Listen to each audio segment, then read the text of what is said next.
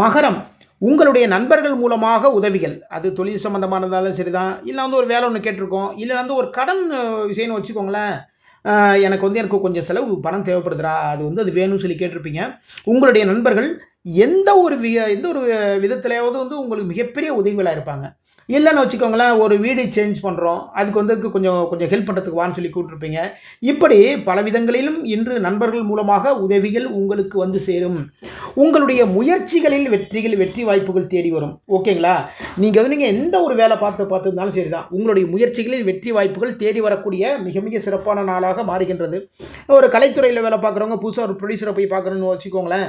அந்த முயற்சிகளிலிருந்து வெற்றி வாய்ப்பு தேடி வரும். நீங்க சொல்ற ஸ்கிரிப்ட அவங்க ரொம்ப அழகா ஓகே பண்ணுவாங்க. ஓகேங்களா?